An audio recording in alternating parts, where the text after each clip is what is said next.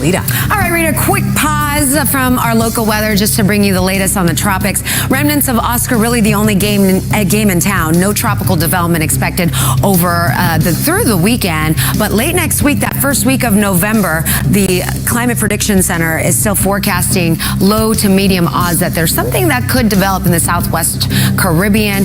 Maybe our next storm system. We'll continue to monitor that situation. Meanwhile, our local weather got a little bit of fog this morning, some heat to talk about. I'll have that part of the forecast coming up on the other side of the break.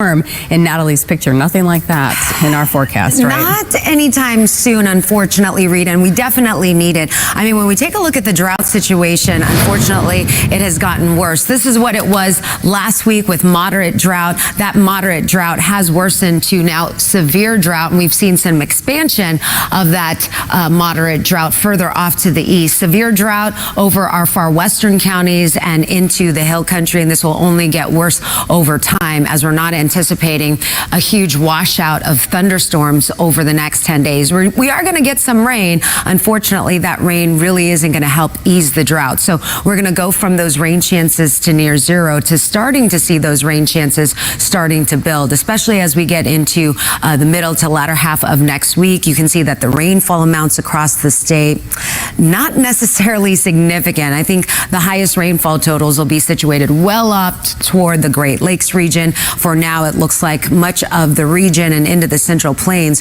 you're looking maybe 1 or 2 inches of rain, nothing to really write home about. But you know what? It's a start. We're finally going to start to see these storm systems as high pressure starts to move away, starts to weaken, allowing a cold front to move into the state. This cold front doesn't move all the way through, so perhaps as we get into that first weekend of November, these rain chances will continue to carry out. Right now, we've got about a 20% chance because eventually this front drifts back up to the north and we're left on the warm and moist side of that front. Unfortunately, we are not going to be dealing with any sort of rain around here over the next few days. You can see mostly dry conditions, 62 degrees. There is a light breeze coming in from the south and east, but not much. We're talking maybe 5 or 10 mile per hour winds throughout the morning, and then by this afternoon there could be some 15 mile per hour winds. A little bit of fog this morning as well in Tomball and in Conroe, also out toward Beaumont and Lake Charles. Also seeing a little bit of fog in Victoria, some of that fog in Columbus. Otherwise, pretty much status quo. Should be nice this afternoon under mostly sunny conditions, but just a heads up, overnight tonight into tomorrow morning is when our computer models are painting out some widespread dense fog first thing in the morning. So as we get closer towards sunrise or so, between 6 and 8 a.m. is looking pretty soupy out there, and then that fog will slowly start to lift by 11 o'clock or so. Most of that fog should be gone. Slight chance for a shower or two, mainly south of Interstate 10. So along the coastline, be on the lookout if you're spending some time along the coast for today. There could be a brief heavy shower crossing your area. Otherwise, we'll go from temperature readings in the 60s and 70s this morning to highs in the upper 80s to low 90s. Really won't see those temperatures cooling off until we get into next week with some added clouds and some of that rain. Overnight lows dropping into the mid to upper 60s, and as I mentioned, there will be some areas of fog that we'll have to monitor for tomorrow morning. Good to moderate air quality, going to stay moderate today through the weekend, so thankfully we're seeing some improvements there. I know the last few afternoons we've been monitoring some unhealthy air quality, especially yesterday. Saw some of that unhealthy air quality around Montgomery County, not the case for today. And then you can see the 10-day laid out. We'll finally see temperatures trending downward as we get closer to early next week and beyond as those clouds start to rush in. Don't forget, not this weekend, but the following weekend, we get to fall back. Yeah, we go back 1 hour Sunday night, or Sunday morning, I should say. 2 a.m. Is the official turn of the clock. All right, thanks for the heads up, Elita. All right, before the break, Rita, I want to give the latest on the weather and health report. These counts coming in yesterday. Some high levels of ragweed pollen as well as elm tree pollen. Mold spores back down to moderate range. Thankfully, the air quality is actually going to improve from unhealthy yesterday to moderate for today and through the weekend.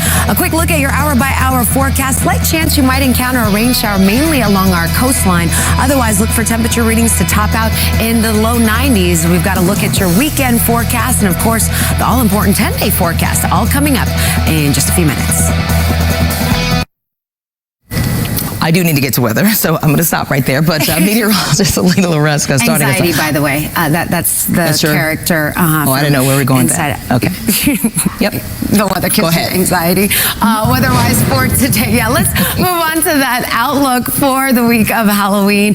We've got some wetter than normal conditions expected. This is a nice change to the map, as the last few weeks we have been drier than normal, and that is definitely verified. The percentage of wetter than normal conditions across the northern parts of our state is at about 50%. We're slightly less than that. Unfortunately, even though we're wetter than normal, that doesn't mean that the temperature readings are going to be following suit below normal. We're looking at above normal temperature readings, and the percentage of that happening is fairly high, right around 90%. The rain chances will be building in, but they are going to remain fairly low. So even though we are in our drought situation and we've got rain back in the forecast, this is not going to ease the drought, but it is going to bring us some beneficial rains. Right now, 30% chance on Halloween. We may be able to increase that if the computer models continue to trend wetter. We are going to see a line of showers and thunderstorms moving toward the state, and at some point, some of these showers could weaken. So right now, we just have a few scattered showers on that day, and we're going to keep those rain chances going